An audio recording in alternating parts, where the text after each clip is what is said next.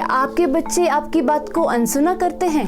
क्या आपने कभी अपने बच्चों की पिटाई की है? क्या कभी अपने आसपास बड़ों को कहते सुना है कि उनके बच्चों की सक्सेस के पीछे बचपन में हुई पिटाई का बहुत बड़ा हाथ है? और ये सब सुनकर आपको अपनी पेरेंटिंग स्ट्रैटेजी पे कभी डाउट हुआ है? और अगर हाँ, तो अक्सर आपके दिमाग में ये सवाल आता होगा कि बच्चों को डिसिप्लिन करने का सही तरीका क्या है। नमस्ते, आज के इस वीडियो में मैं आपको बताऊंगी पॉजिटिव डिसिप्लिन के कुछ रूल्स जो आपकी मदद करेंगे एक obedient and non aggressive child raise करने में। पहले बात करते हैं ओल्ड स्कूल यानी 1990 से पहले की, जब बच्चों को डिसिप्लिन करने का सबसे आसान और इफेक्टिव तरीका माना जाता था पिटाई यानी कॉर्पोरल पनिशमेंट को।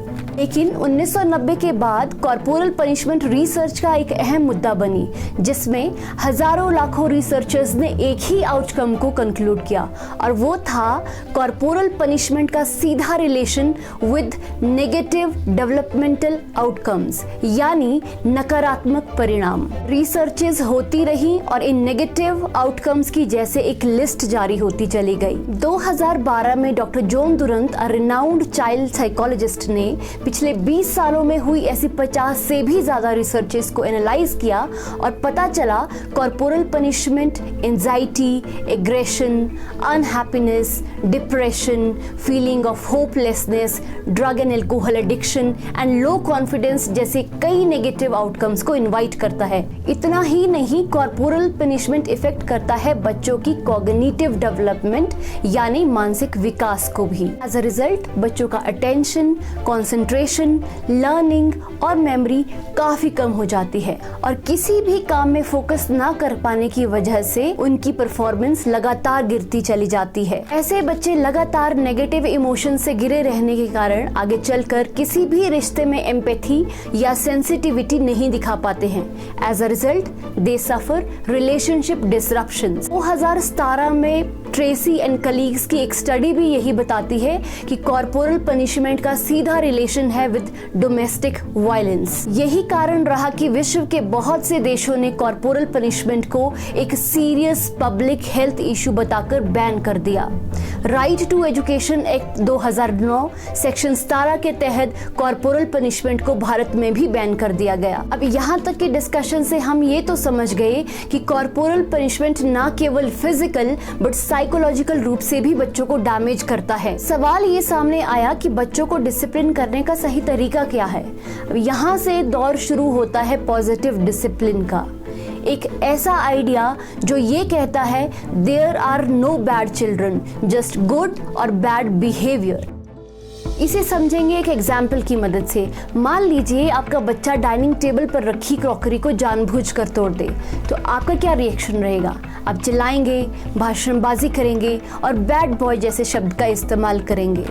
लेकिन यहाँ पर आपको समझना ये होगा कि बैड बॉय जैसे शब्द बोलकर आप बच्चे की पर्सनालिटी को टैग कर रहे हो, यानी बैड बॉय शब्द से बच्चे को सिर्फ एक मैसेज कन्वे हो रहा है और वो ये है कि बेटा आप एक बहुत बुरे बच्चे हो। लेकिन अगर हम ये कह दें बेटा you are such a good boy but why did you do this bad behaviour, तो इस सेंटेंस में बच्चे को जो मैसेज कन्वे हो रहा है वो ये है कि बेटा आप एक बहुत अच्छे बच्चे हो, लेकिन आपका ये पर्टिकुलर बिहेवियर बिल्कुल भी अच्छा नहीं था, आपकी ये हरकत बिल्कुल भी अच्छी नहीं थी। So this was rule number 1 of positive behaviour, that is criticise the behaviour not the child. दूसरे रूल को समझेंगे एक कहानी की मदद से जिसके किरदार हैं राधा। राधा का बच्चा एग्जाम में फेल हो जाता है। राधा उसे डांट लगाती है कि आप पढ़ाई के लिए सीरियस नहीं हो, आपकी हैंडराइटिंग अच्छी नहीं है, आपका फ्यूचर खराब हो जाएगा। लेकिन अगर राधा ये कह दे कि बेटा I know you have so much potential और मुझे उम्मीद है अगली बार आप बेहतर करोगे, तो यकीन मानिए ये पॉजिटिव वर्ड्स बच्चे की लाइफ में एक मेजर चेंज ला सकते हैं। So this was rule number 2, use positive language and inspire the child। और ऐसा ही कुछ कहना है स्पिरिचुअल गुरु सतगुरु जी का भी। There's nothing to correct the child। तीसरे रूल को समझेंगे डिटॉल एंटीसेप्टिक की इस शानदार एडवर्टाइजमेंट से, जहां पर बच्चा अपनी गुल्लक तोड़ देता है, माँ उसे डांट लगाती है और कारण पूछने पर पता चलता है पैसे चाहिए तो मुझसे ले लेता ना। आपके बर्थडे गिफ्ट के पैसे आपसे ही लेता। Moral of the story is कि बच्चे के किसी भी बिहेवियर पे चिल्लाने से पहले उसके पीछे के कारण को जानने की कोशिश करें। सो this was rule number 3, listen and respect there view point. Rule number 4 कहता है एक्सपेक्ट एज एप्रोप्रिएट बिहेवियर। इसे समझने के लिए मान लीजिए आप अपने 4 साल और 8 साल के बच्चे के बीच में एक ड्राइंग कंपटीशन करवाते हैं, तो 4 साल के बच्चे से आप कुछ ऐसा एक्सपेक्ट कर सकते हैं, वहीं 8 साल के बच्चे से आप कुछ ऐसा एक्सपेक्ट कर सकते हैं। काफ़ी डिफरेंस है दोनों में, राइट? तो अगर मैं आपसे इस डिफरेंस के पीछे का कारण पूछूं तो आप काफ़ी कुछ बता सकते हैं, जैसे difference in age, difference in cognitive stage, different in hand muscles और भी बहुत कुछ। Exactly this is my point। कई बार हम बच्चों से कुछ ज़्यादा ही उम्मीद कर लेते हैं, जो कि गलत है। We cannot expect children to show the same level of maturity as we have। Rule number 6 is positive reinforcement, जो कि ये कहता है बच्चों के पॉजिटिव बिहेवियर को हाईलाइट करें, उन्हें रिवार्ड दें, उन्हें प्रेज करें। Rule number 7 is let them speak their heart। कई बार ऐसा होता है जब बच्चे अपने छोटे छोटे इश्यूज लेकर हमारे पास आते हैं। उदाहरण के लिए मान लीजिए नर्सरी क्लास का एक बच्चा स्कूल से घर आकर माँ से पेंसिल गुम हो जाने की शिकायत कर रहा है और माँ उसे एक छोटी सी चीज सोच करके बच्चे को इग्नोर कर देती है, उसे चुप करवा देती है।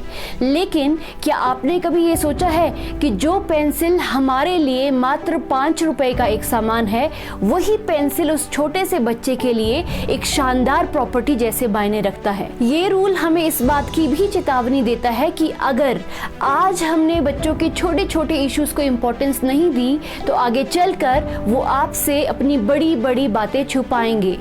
Reason, when they wanted to speak, you didn't pay attention। Spiritual guru Shivani जी भी पेरेंट्स को इसी बात का मैसेज देती हैं। आज के समय में अगर बच्चों को प्रोटेक्ट करना है तो there is only one way, and that should be they should be able to come and tell you everything that is happening in their life, absolutely everything, and that everything may not be what you always will like। तो ये थे कुछ rules जो आपकी मदद करेंगे एक super parent बनने में। माय ओपिनियन, पेरेंटिंग काफ़ी प्लेजरेबल हो सकती है अगर आप अपने दिल के साथ साथ दिमाग का भी इस्तेमाल करें। अगर इस वीडियो में आपने कुछ भी सीखा है तो वीडियो को लाइक करें, चैनल को सब्सक्राइब करें और कमेंट्स में ज़रूर बताएं कि नेक्स्ट वीडियो में मुझे किस इशू को एड्रेस करना चाहिए। Thank you.